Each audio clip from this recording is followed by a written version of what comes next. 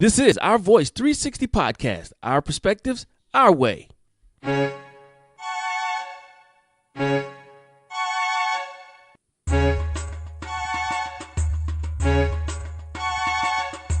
Hey, I'm your host, Chad Bumgarner, and Our Voice 360 is a podcast from our perspective, providing inspiration, business and leadership tips, Black history knowledge, sports, current news events, and self-help insight, along with other information to keep you in the know while you're on the go.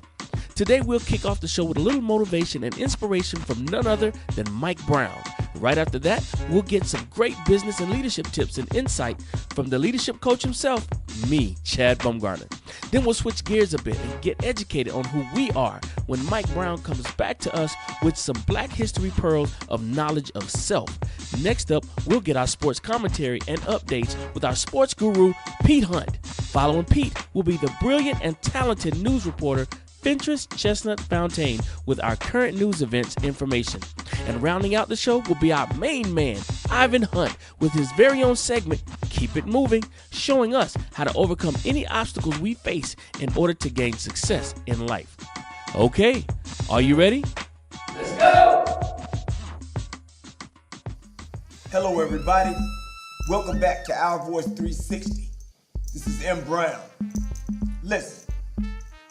Society will have you to believe that because you live on this side of the tracks or you're from this area of town, that it's impossible for you to achieve in life.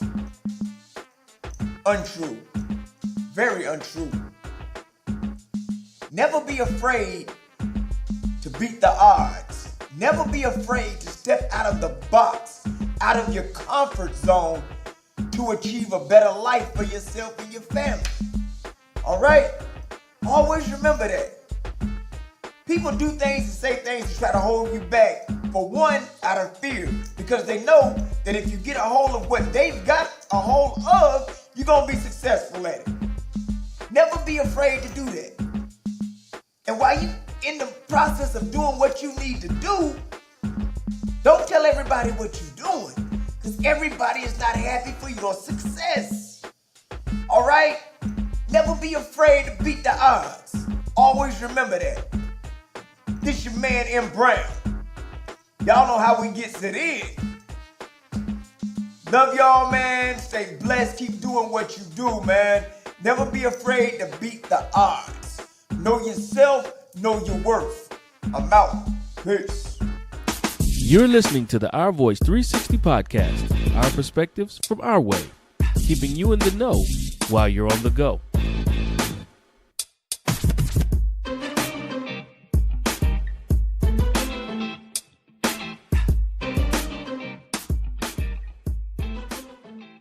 Hey everyone, this is Chad Bumgarner with another edition of The Intentional Leader. Today we're discussing 3 ways senior leaders create a toxic culture. Now, whether presiding over an entire company or region, business unit, whatever, the people at the top of an organization have a disproportionate level of influence over those they lead. And those further down in the organization look to those leaders for cues on what's acceptable and what's not, and team habits, both good and bad, because they all will be emulated. So having your actions played out publicly as if like on a jumbotron, so to speak, is a huge responsibility.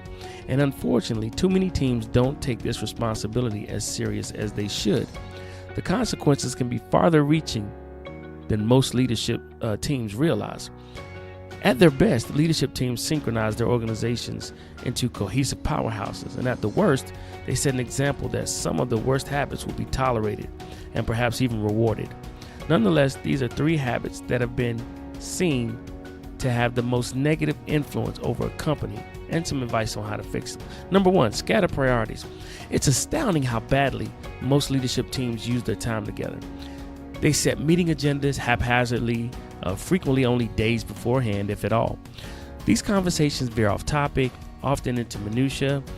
They leave unaddressed the decisions and problems that need resolutions. One study done by the consulting firm RHR International showed that among high-performing leadership teams, 93% are able to prioritize the most important issues, and 96% focus on the right issues. By contrast, in low-performing leadership teams, only 62% prioritize well, and 53% are seen as being focused on the right issues. The implications for an organization whose leadership team is poorly focused are serious. Wasted resources, wasted effort, and widespread confusion become the norm. Effective leadership teams have clearly defined charters. They narrowly focus on the most strategic priorities and don't deter from them. They stick to well-articulated decision-making processes, and they intentionally transfer their disciplined focus down through the organization. Number 2, unhealthy rivalries. Competition among leadership teams isn't unusual. After all, leaders that made the cut had to distinguish themselves among their peers to get the quote-unquote big jobs. But a team of excessively individualistic leaders vying for resources, status, influence, and most often their boss's job can fracture the organization beneath them. One particular CEO loved to foster competition among his team. He would intentionally set conflicting goals among team members. And while he believed this would lead to, the best ideas prevailing, it actually led to vicious backstabbing and information hoarding. Unhealthy competition erodes trust. If team members distrust the motivations and unspoken agendas of teammates, they will act with self-protection, even self-interest, to avoid risking personal failure.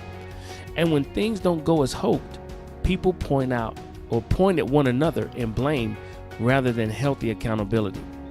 It is clearly impossible to make and execute critical decisions when team members don't trust one another. And it's equally difficult to ask the rest of the organization to carry out those decisions if everyone knows that they were made by people who weren't aligned. Leadership teams must operate as a unified force. Shared goals must be accompanied by shared accountability. In the RHR study, high-performing leadership teams were 5 times more likely to hold members accountable for shared goals than their lower-performing counterparts. Rivalry should be saved for external competition. And number 3, unproductive conflict. When conflict and information are mishandled among a leadership team, the rest of the organization follows suit. The RHR study shows that 87% of high-performing leadership teams handled conflict effectively and were transparent and open with information, and 82% exchanged constructive feedback with one another. Only 44% of low-performing leadership teams handled conflict effectively, and 52% exchanged feedback and were transparent with information. The difference in performance is profound.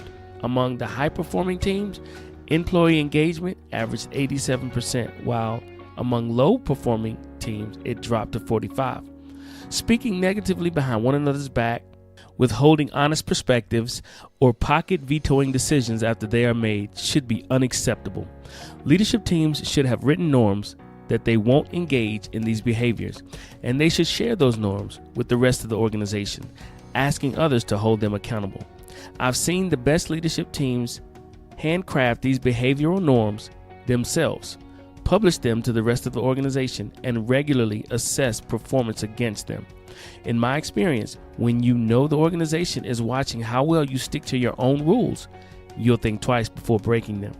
If a video camera captured your leadership team in action for a full day, how would you feel about that video being used as training for the rest of the organization? Serving on a leadership team should be viewed as a privilege.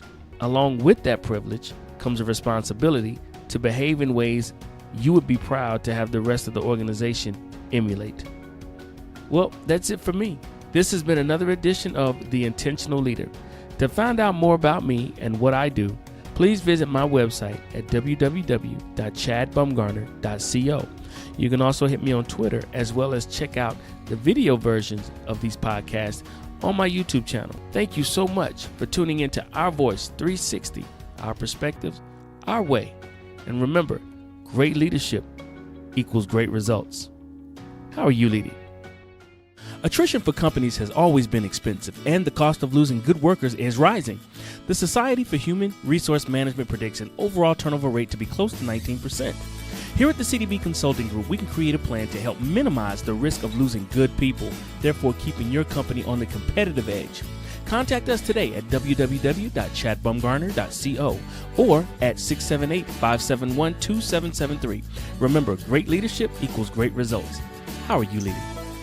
Bessie Stringfield lived her life on the edge and made her mark as the first black woman motorcyclist to travel solo across the United States. The Bessie Stringfield all-female ride, now in its 5th year, will be held to honor Stringfield at the unveiling of a display case inside of the Harley-Davidson Museum in Milwaukee, Wisconsin. The motorcycle queen of Miami gave varying accounts of her birth. The one she went with was, she was born to a black Jamaican father and a white Dutch mother in 1911. Other accounts say she was born to black parents in Edenton, North Carolina. What is widely understood is that when she was 5 years old, her parents passed away and an Irish woman raised her in Boston, Massachusetts.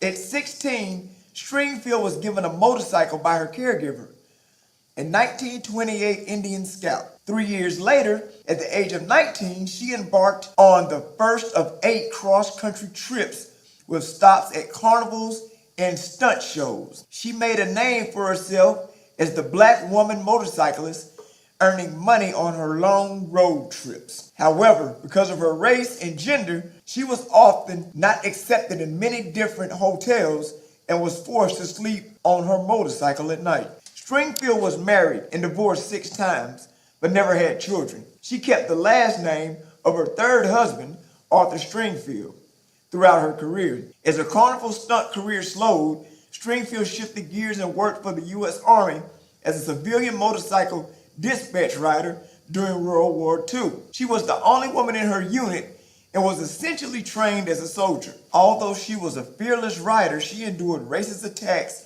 and taunts, including people attempting to run her off the road. The incidents made her stronger, and she decided not to let the prejudice of others get in the way of her love of motorcycles. Stringfield eventually settled just outside of Miami, Florida, and worked as a nurse. Stringfield eventually founded the Iron Horse Motorcycle Club. She also still partook in races. It was in Miami where she earned her nickname and rode on one of her many Harley-Davidson bikes performing tricks.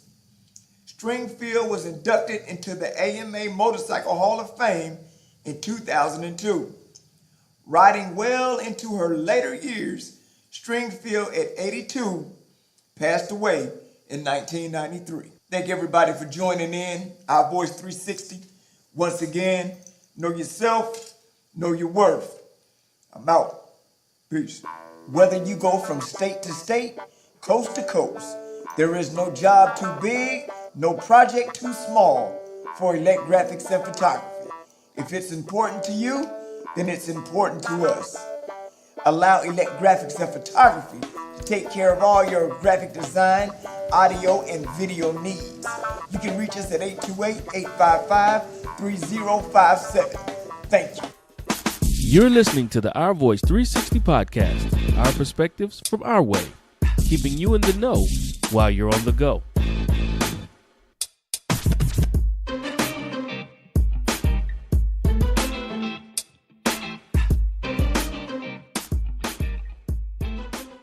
What's good, family? And welcome to the Sports Chronicles. I'm your host, Pete Hunt. Who do you consider the greatest athlete of all time? You can list many different names, but I want to pay homage to one of the greatest, if not the greatest athlete of all time, Serena Williams, or Queen Serena, as she was being called at this year's Wimbledon Championships. We all know about her humble beginnings and her rise to stardom. We know about the 72 singles titles, 23 of which are Grand Slam titles, the 23 doubles titles, 14 of which are Grand Slam titles, and you can't forget the 4 Olympic gold medals. Those accomplishments alone put Serena as not only the greatest female athlete of all time, but the greatest athlete of all time. But what I feel really solidified her place as the GOAT is her comeback at this year's Wimbledon Championships. After such a long layoff due to the birth of her daughter Alexis Olympia, a very difficult childbirth that almost took her life, led to questions of her ever returning to tennis again. Queen Serena not only returned, she played and competed at the level that we are accustomed to seeing her play. That's what the great ones do, rise to the occasion. Serena showed the resiliency and toughness that all great athletes need to be successful. That's why Serena Williams' name should always be very near the top or at the top of any greatest of all time athletes list. Thank you for listening to the Sports Chronicles exclusively on OurVoice 360. The FPC channel, hosted by yours truly, Ventress Chestnut Fountain, can be seen on any streaming device on your televisions. You can even watch from your phones on any social media platform. News, weather, and entertainment featuring some of today's biggest celebrity interviews. You don't want to miss out. You could also have your own TV show produced by Ventress Productions and Communications LLC to expand your brand or business and get your content seen. Call 828-261-6122 or visit thefpcchannel.com for more information. You're listening to Our Voice 360, our perspectives, our way, keeping you in the know while you're on the go. I'm Ventress, and let's get started with my first segment. We do it big, highlighting Black excellence worldwide. Lauren Simmons is the only full-time female employee currently working as a stockbroker on the floor of the New York Stock Exchange.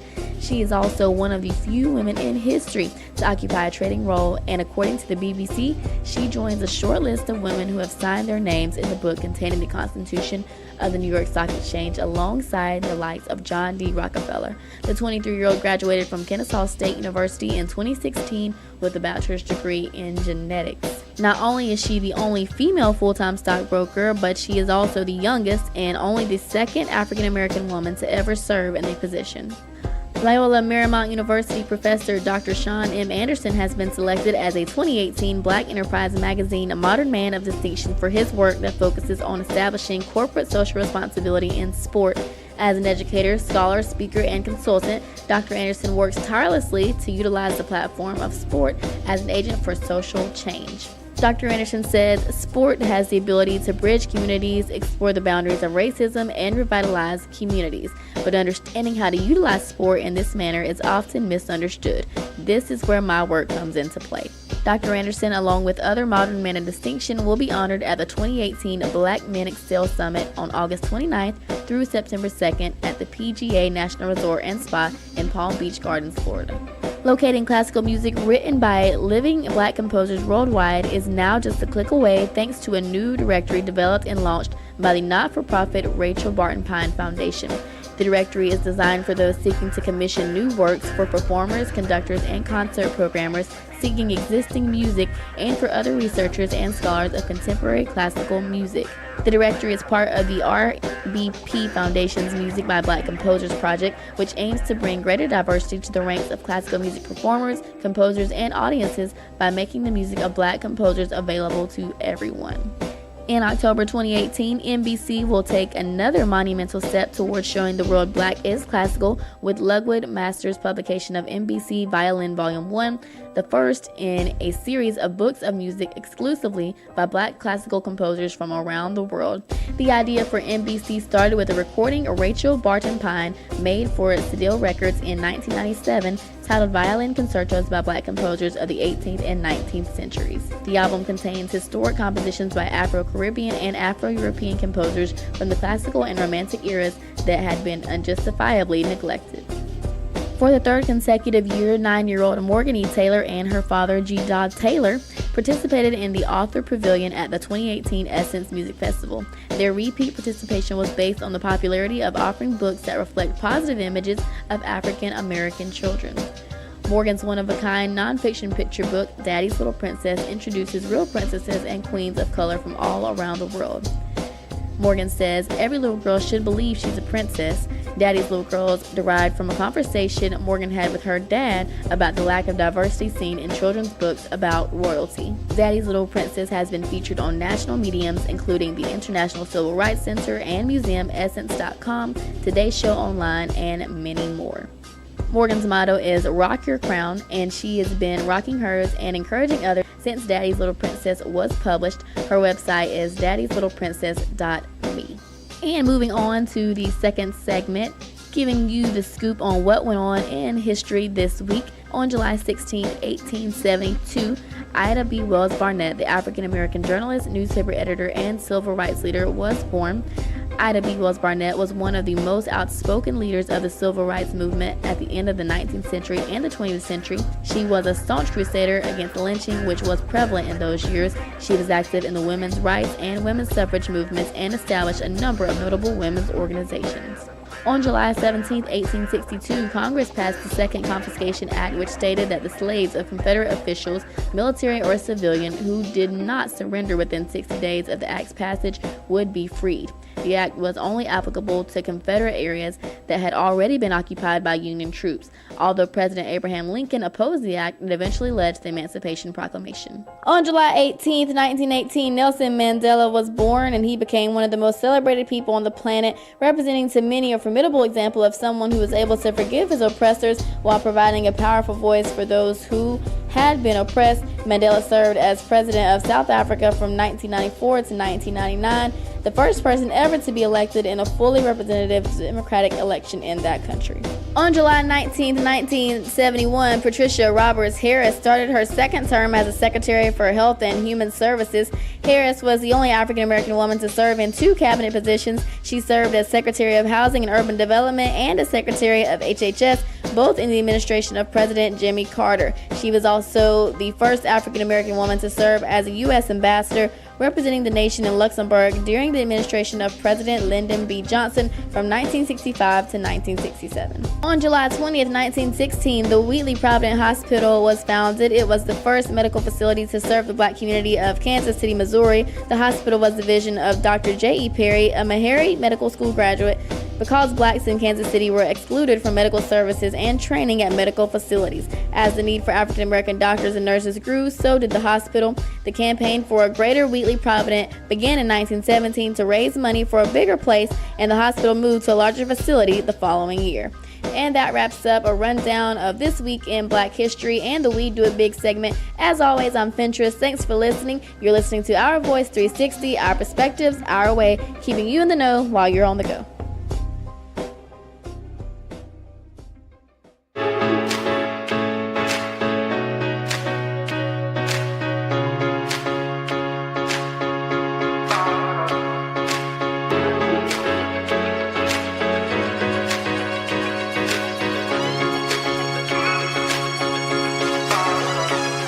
Hey, it's me, Ivan Hunt, host of the talk radio show and now video show called Keep It Moving.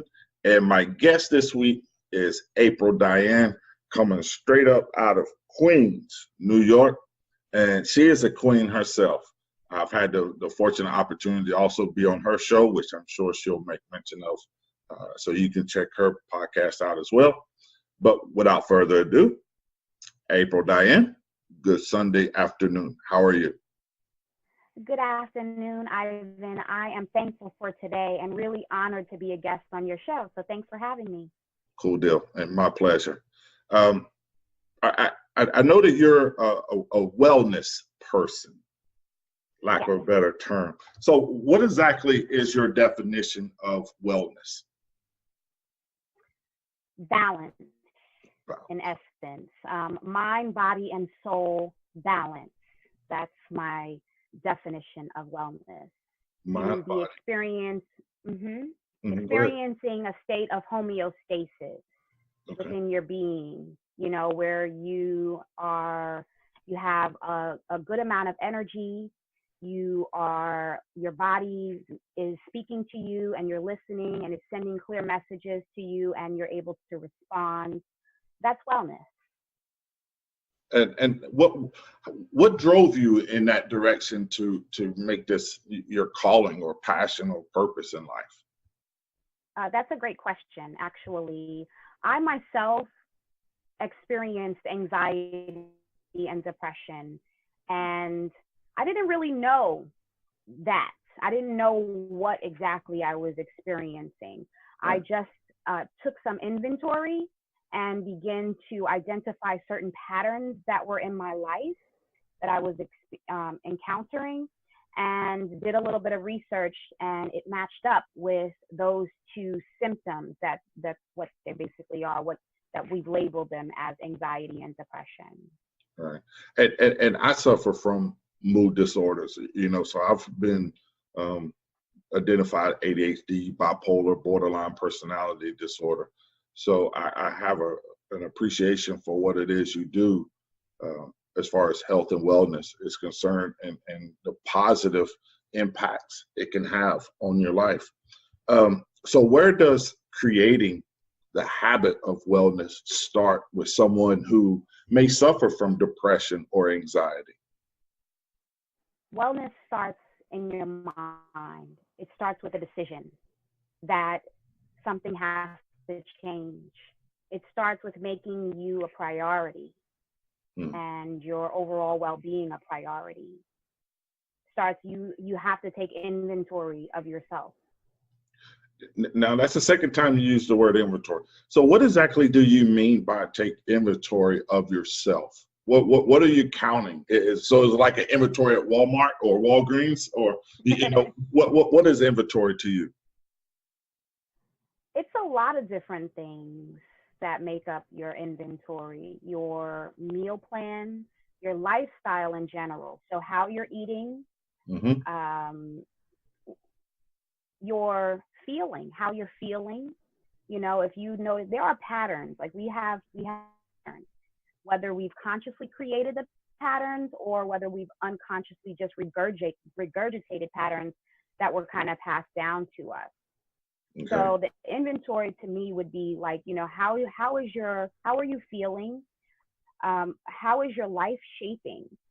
Are you experiencing a nice flow and ease in your life? Are you happy? Are you enjoying life? That would be also some inventory. What are your relationships like in your life? Because a lot of what's happening on the inside is being reflected in your reality. So that to me would be how you take inventory, identifying your patterns and seeing, are you actually able to live a life that you're happy to live with the habits and the behaviors that you are engaging in every day? I think it was back in March, and it was the second time I've gone to this event. It was actually the second annual. I went to the World Happiness Summit down here in Miami. And it's really kind of, unique when you hear of happiness spoken of from an academia perspective and a scientific perspective.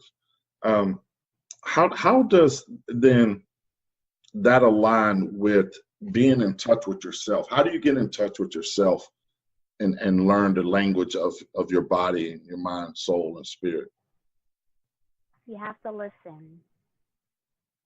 You have to pay attention to how you're feeling. You have to receive the feedback that you're getting.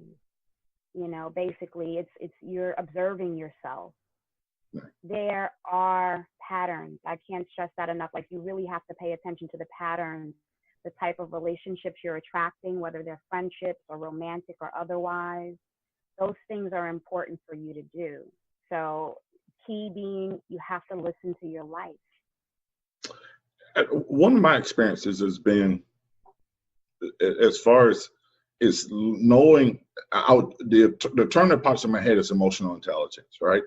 And knowing, when you start listening to yourself and listening to your body, but actually being able to articulate it to yourself. How does that play into your message? Being able to articulate. Well, in my book, the first book that I wrote, The Greatest Gifts of All, which to me are awareness, self-love, and faith. And when I really first started to become aware that there was a pattern in my life, when I started to become aware that life wasn't happening to me, life was happening through me, right? And that about the whole concept of perception, that I was perceiving life in a certain way and I was responding to life in a certain way. I started to realize that one main thing is that people treat you how you allow them to treat you, and life treats you how you're treating yourself. It's the same thing. And I mention all of that because oftentimes, when we are feeling like, in the victim mode, because if you're not taking care of yourself, right? If you're not really making yourself a priority, you begin to have some negative beliefs about life. You start to feel like, maybe resentment towards others. You start to feel maybe underappreciated. You start to feel, like life is against you. Let's say that, right? But the thing is that you're not listening to you, but you're expecting others to listen to you. So that's one of the main things that I talked about in my book, was that, life was feeling I wasn't thrilled about it on some levels. Like, I was making it through, and I'm generally an optimistic person. Right. I really am, at the core of me. But when I would go home at night and be with myself, I would still feel like this kind of a void that was in my life. Something to me was missing, right? And it was like I wasn't being able to take my happiness with me, when I was with myself. And it was because I wasn't listening to myself. And so that's my message in my book, is that sometimes we want the world to listen to us, to hear us, to hear our concerns. Maybe it's our moms or our dads or our significant others or our children, or just people to know what we need. But we're not really in tune with that for ourselves. Right. We're not in tune with what our heart is speaking to us. We're not paying attention to how we feel. We're not even honoring how we feel. And I'm talking like really small things. So we want to bring it back to wellness. I'm talking about when you're thirsty. Do you drink some water? Do you honor your body by drinking water? Or do you put it off until the point of dehydration? When you're hungry, do you allow yourself to eat something nutritious, or do you just keep pushing? How about rest? When you need to rest and your body tells you to rest, do you rest? Or do you just say, oh, I got to get this stuff done, I got to just keep going? And then the biggest one that I've noticed with children and some adults even, when you have to eliminate and go to the bathroom, do you stop what you're doing and go and allow your body to eliminate and use the restroom, or do you hold it? And the reason why I mention all of those things is because that's your body communicating to you its needs. When you have a sensation, a message of needing to relieve yourself, of being hungry or thirsty, or tired, and you ignore those messages, you're ignoring your body's communication. When you have a feeling about something, like, let's say you don't want to go somewhere, or you don't really care for someone, or you don't want to do something for someone because it compromises your well-being, and you do it anyway, that's right. You not listening to you. And so that's where your wellness starts, with those simple things. If you're ignoring those messages your body is sending you, your life is reflecting that too. People are doing that to you too. People will do that. People will treat you how you treat you. Life will treat you how you treat you. I like what you said, that, a lot of times people expect others to listen to them, but they don't listen to themselves. And I like that. I remember a period of my time where, where I learned self-respect and I learned self-love. And it was during that time where I realized, okay, if I won't do it to me, then I won't allow anybody else to do it to me either. I won't allow anybody to disrespect me if I'm not disrespecting myself. And a term that I came up with, or analogy, is, leverage. Boundaries without leverage is no boundaries at all. Okay. And so, sort of like what you're saying, if you don't listen to yourself, right, and if you don't treat yourself a certain way, then others, the way they treat you is a reflection of how we take care of ourselves. Life is a reflection of how we take care of ourselves. So if you don't enforce those boundaries, by leveraging your own personal well-being, then you can't expect anybody else to treat you accordingly. So I love your message, but I want to know a little bit more about you, and what do you see as a minority woman, right? And wellness within our community. is there an understanding of the importance of wellness in our community?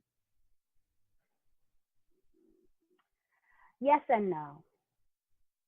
Okay. I think in theory we do understand it, but we have to kick up the practice.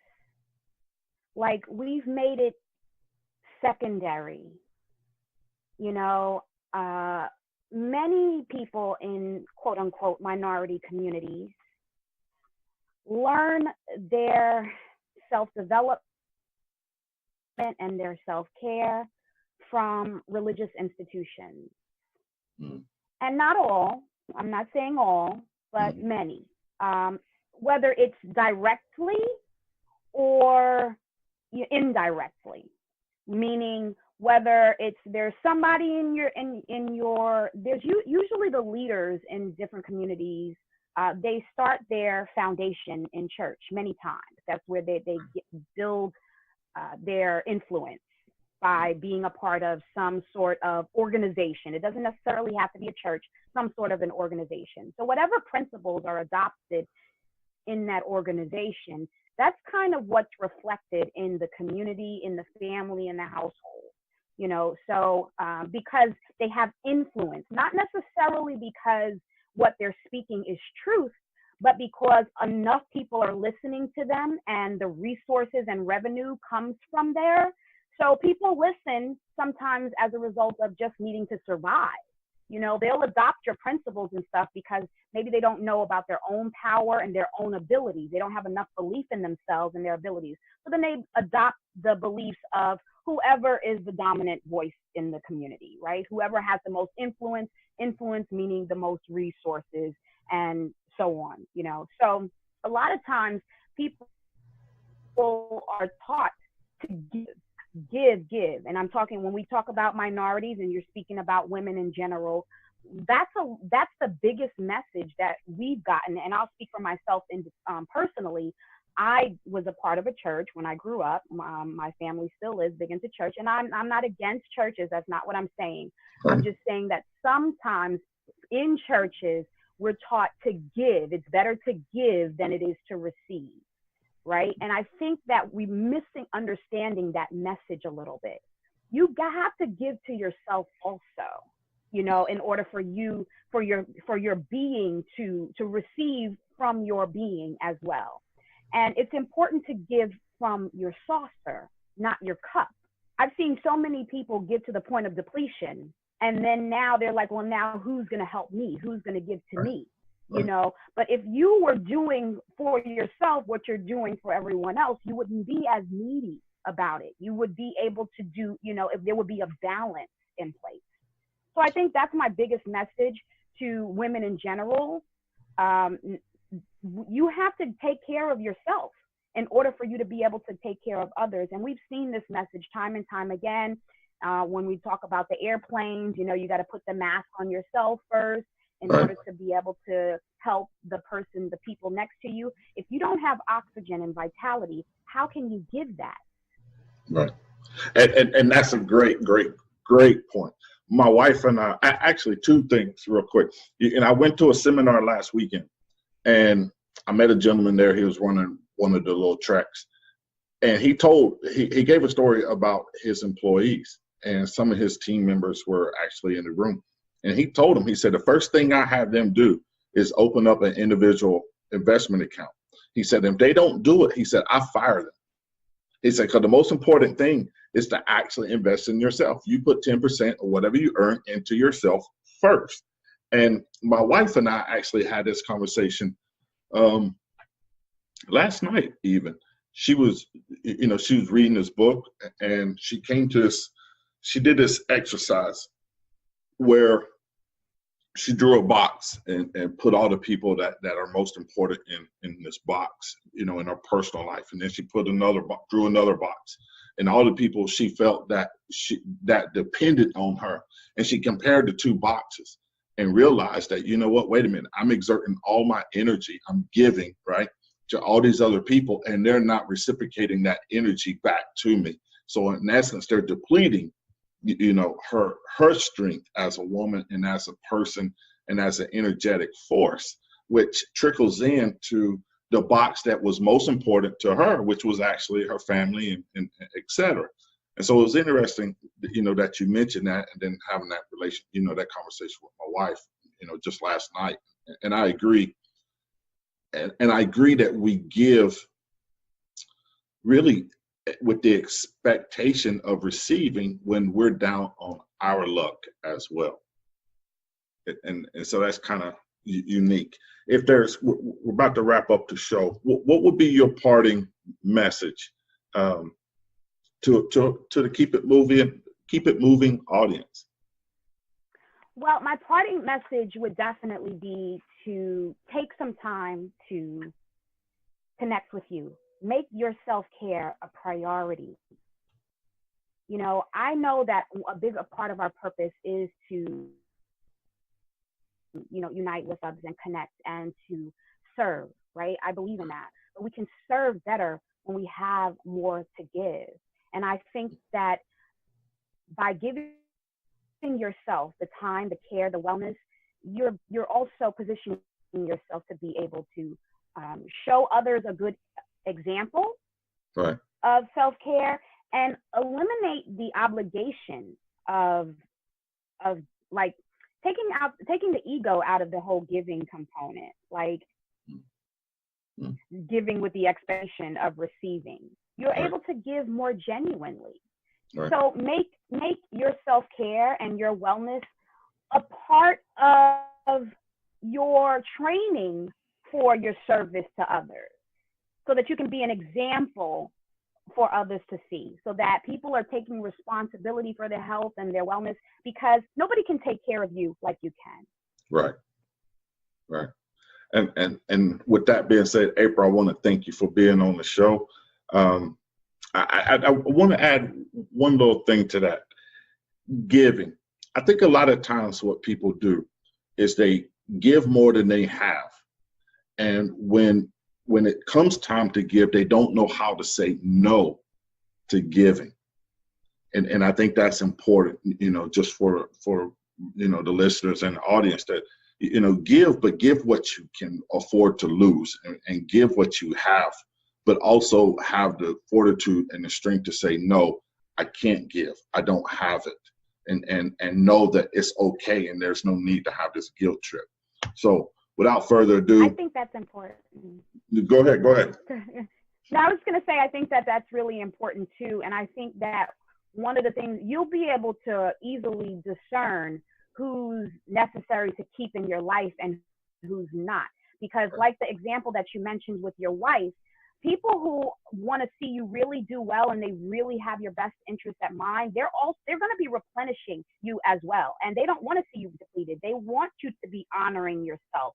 So that's an indicator for you. If you honor yourself and someone now no longer wants to be a part of your community or your life, then that tells you something about them right there. It tells you that they are not someone that you want to have in your a part of your circle anyway. So you let the universe do the work for you. Yes, agreed, and very well said. So without further ado, hey, ladies and gentlemen, that's April Diane, coming straight out of Queens, New York. And what's your website? Long Island, New York. Long Island, New York. Long Island. Yes, Okay. I teach in Long Island and Queens. Yes, sir. Okay. But I'm from Long Island. Okay. Born and raised. My wife grew up in Brooklyn, so I'm biased to Brooklyn. Oh, and my mom is from Brooklyn, so she would relate. My website is www.creatingthehabitofwellness.com. Okay. And your email, how can they contact you? They can also email me at creatingthehabitofwellness@gmail.com. Okay. Ladies and gentlemen, that was April Diane. Hey, if you enjoy the show, make sure you subscribe at ivanhunt.com, or you can go to Podbean and look up Keep It Moving with Ivan Hunt. And you can email me at keepitmoving@ivanhunt.com or coach@ivanhunt.com. With that being said, hey, coming live from Miami, Florida, this is Keep It Moving. Peace. Mm-hmm.